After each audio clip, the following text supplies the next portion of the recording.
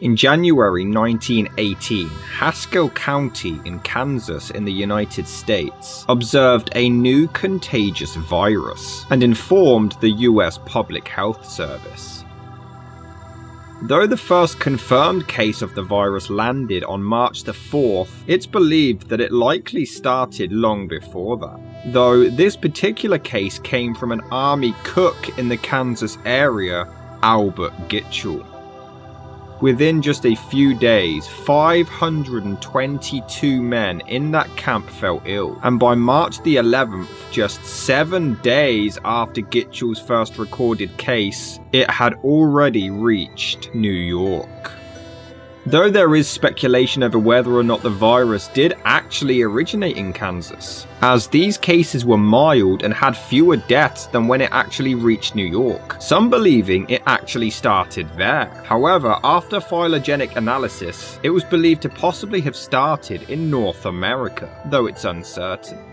But weirdly, the virus contained hemagglutinin glycoproteins, which leads us to believe that it could have actually been around long before 1918. Some believe it actually started 3 years earlier. There was a major UK troop staging and hospital camp in France at the time, and some believe it could have begun there. In late 1916, the camp, which was located in Etaples, was hit with a new disease, which had a high mortality that had flu-like symptoms. A similar outbreak also began in March 1917 in an army barracks in Aldershot, England, and some military pathologists believe it was the same disease as the Spanish flu. The hospitals and camps were overcrowded, which would have allowed the virus to have spread much easier. 100,000 soldiers would pass through every single day, in addition to food being brought in from surrounding villages on a frequent basis. Some experts even believed that it could have been the food that started the virus, a precursor virus beginning in birds and then mutating and migrating to pigs. It's believed that it started in poultry or swine, which were food for the soldiers sent around the world. After some experiments, it is concluded that the virus jumped directly from birds to humans, and then swine caught it from us, though others dispute this theory and believe it actually started from a non-human mammal species as early as 1882. It's believed that pigs are usually more infected with avian influenza viruses than us, so they may have passed it on to humans sometime between 1913 and 1918. The Chinese Medical Association did believe that the virus was circulating within the European armies for months and maybe even years before the 1918 pandemic, though scientist Andrew Price Smith believes it started in Austria at the beginning of 1917. However, it's worth noting that the virus's mortality peaked within the 2-month period of October and November 1918 in all European countries, which wouldn't have been the case if it started there and then spread outwards. Expert Claude Hanan believes it started in China and then mutated within the United States before spreading to the rest of the world through the soldiers. He did claim that Spain, Kansas, and France could have been the origin, but he just didn't think it was likely. Though if it did start in China, there's no evidence to suggest that the country was affected more than anywhere else in the rest of the world. In fact, China was studied and proven to have actually had a lower mortality rate than other countries. Historian Mark Humphreys believed that 96,000 Chinese labourers working behind British and French lines could have been the cause. There was a respiratory illness in northern China as early as November 1917, and a year later it was confirmed as being identical to the Spanish flu. Unfortunately, no tissue samples survived, so there could be no scientific study to definitively prove it. Though others believe, because China wasn't nearly as affected as the rest of the world, that could be the very reason why it may have started there. But regardless of the origin of the virus, it was extremely difficult to just diagnose what the disease was to begin with. It was far too small to be seen under a microscope, so it was originally believed to have been Haemophilus influenzae, a bacterium that is a lot bigger and was present in a lot of the victims. Due to this, a vaccine was administered against it, though it didn't cut down the infection rate, but it did reduce the number of deaths. However, it was extremely difficult to even find a usable vaccine to begin with. Antibiotics weren't a thing yet, and penicillin hadn't even been invented at this point. The United States soon joined World War I, and the disease continued to spread across army camps, which took it to Europe, now becoming a worldwide epidemic.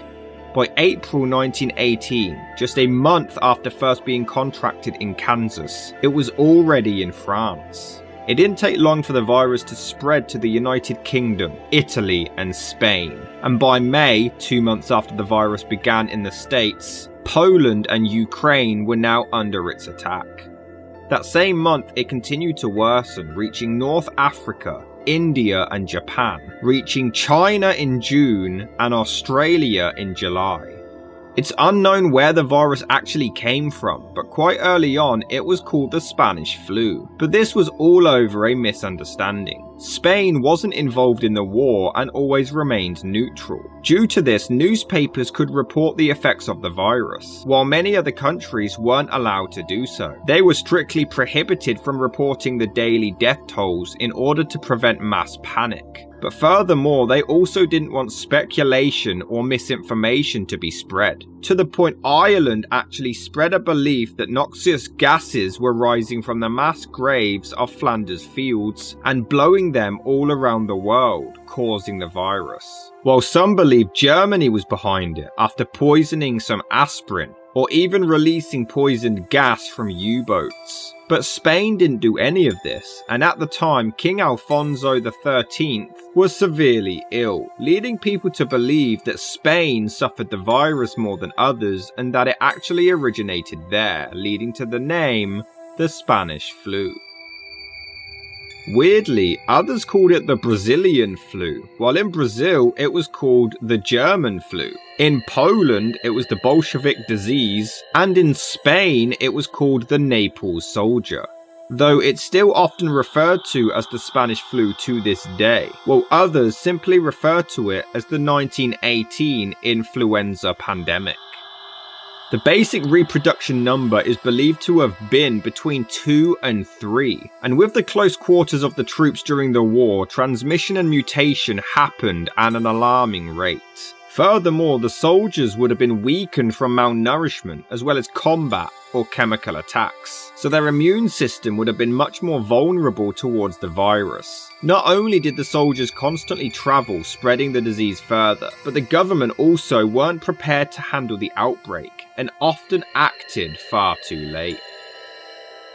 Back in 1918, it was common to issue warnings of infectious spread, but back then this didn't include influenza, so the response was delayed. After enough time had passed, quarantining was issued on most islands, specifically Iceland, Australia, and American Samoa. Social distancing was issued with the closure of schools, theatres, churches. Mass gatherings were banned and public transportation limited. Face coverings were mandatory in Japan, though it was disputed whether or not these actually changed the infection rate or not.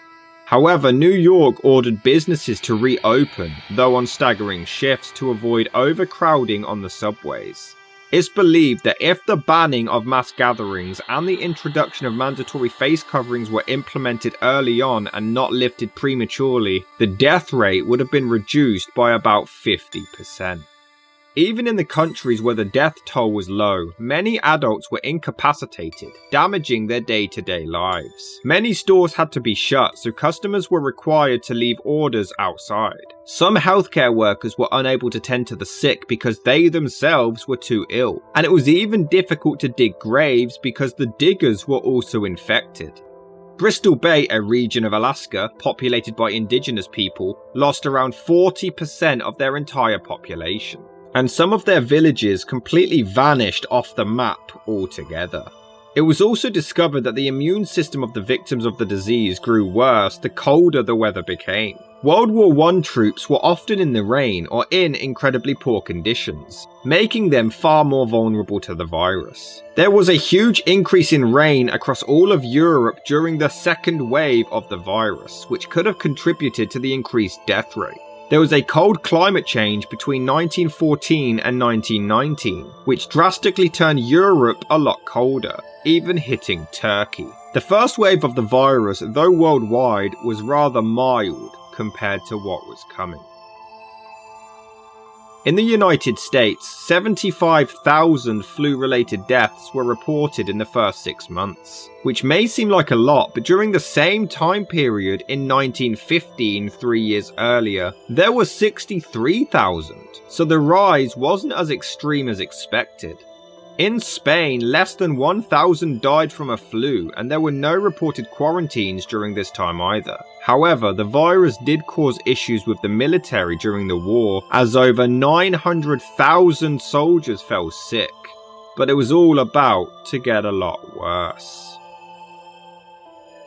During the second half of August, the virus began to spread more to Boston and Sierra Leone, possibly from American troops or French recruits sailing over. More military sites began to become infected, even more so as more and more troops were travelling from Europe. This continued to spread for the next couple of months to North, Central, and South America. On September the 15th, 1918, New York saw its first fatality, and on September the 28th, the virus spread during a parade to promote government bonds, so much so that 12,000 people died. Most communities didn't act quick enough, to the point New Zealand didn't have strict measures in place. So Taluna left its ports with the virus to reach Tonga, where it would wipe out 8% of their population, then Nauru to kill 16% of theirs, and then Fiji for 5%. Western Samoa was the worst affected, as 90% of their entire population was infected, and 30% of adult men, 22% adult women, and 10% of children died. West Africa also got severely hit, with ships bringing the infection over, and it reached Ethiopia by November. The second wave continued to wipe through Russia, and then Asia, Iran, India, China, and Japan. On November the 11th, 1918, celebrations for the end of the war caused further outbreaks in Lima and Nairobi, though by the time December rolled around, it seemed the worst was likely over.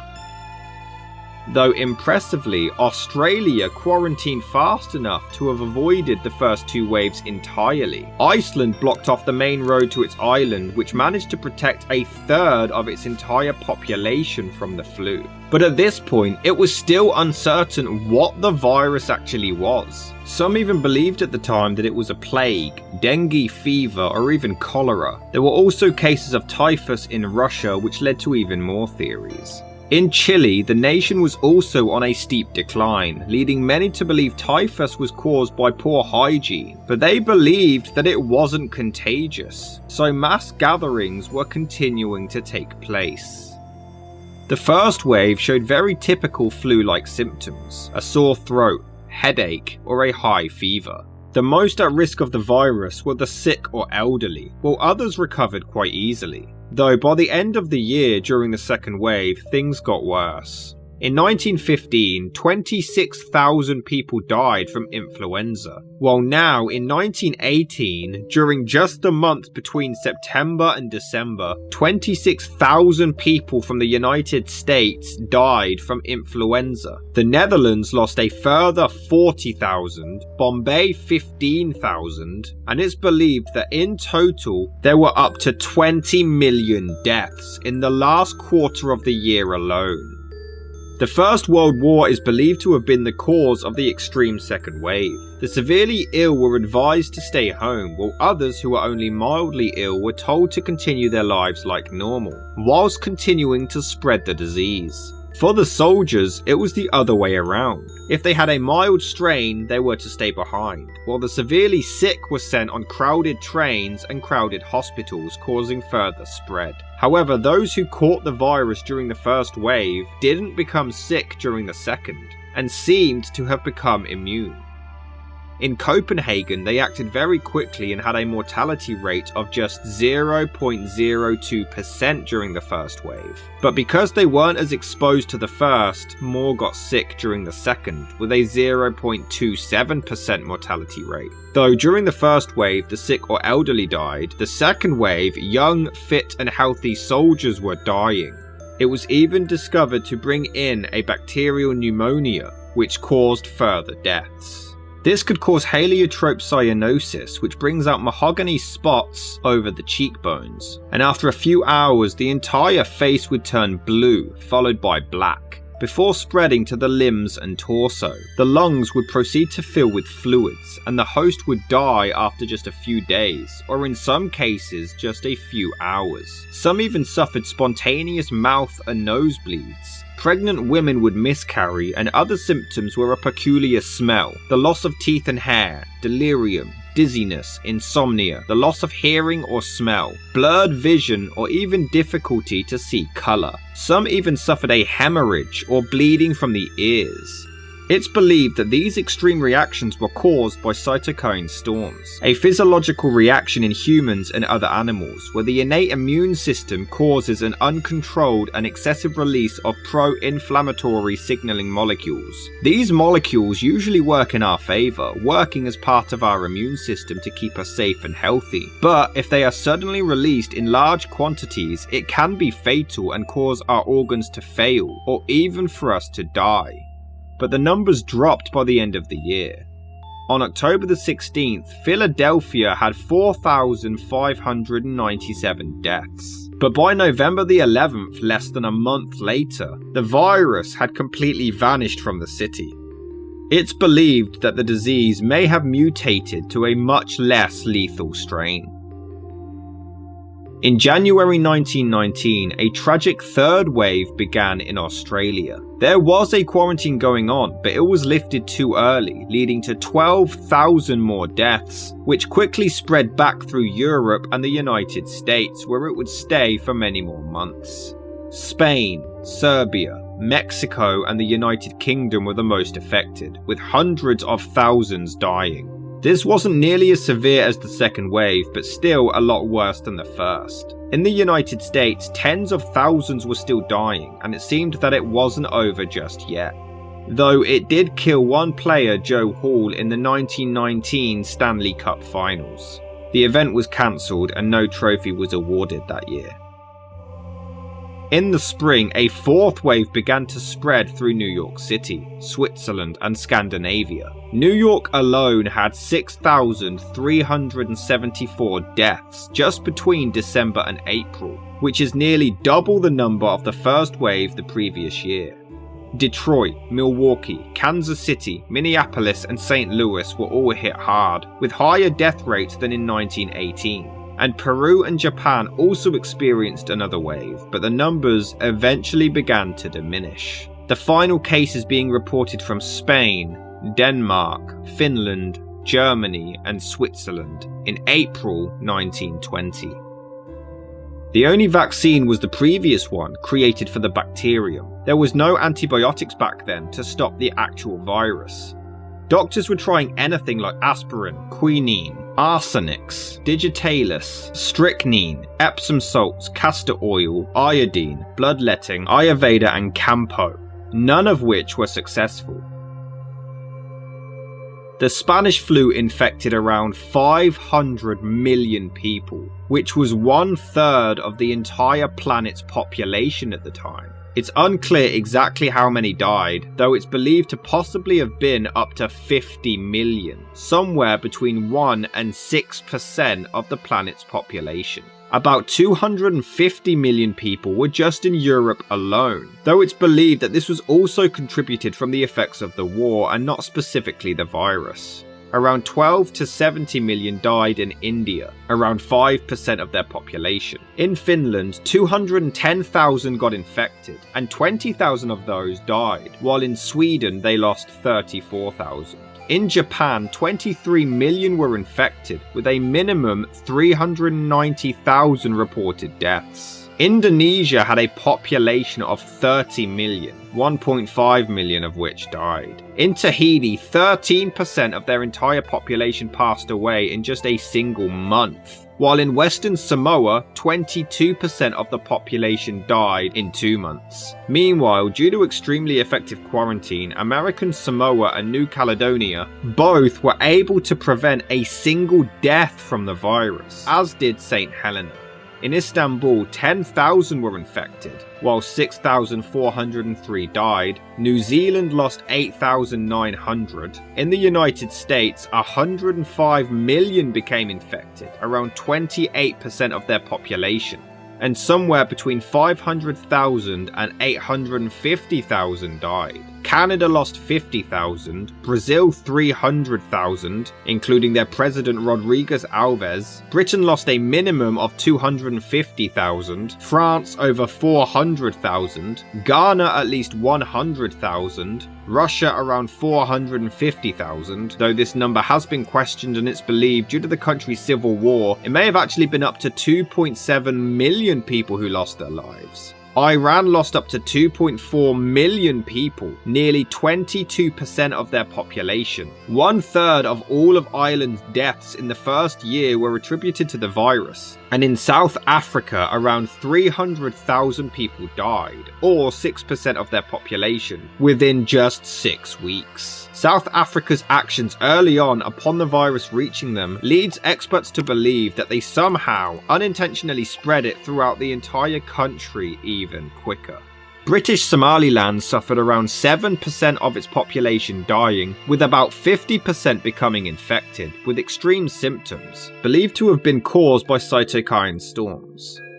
Teferi Makanen, who would become Emperor of Ethiopia, actually became the first ever Ethiopian who caught the virus and survived. But sadly, many of his people didn't, losing up to 10,000.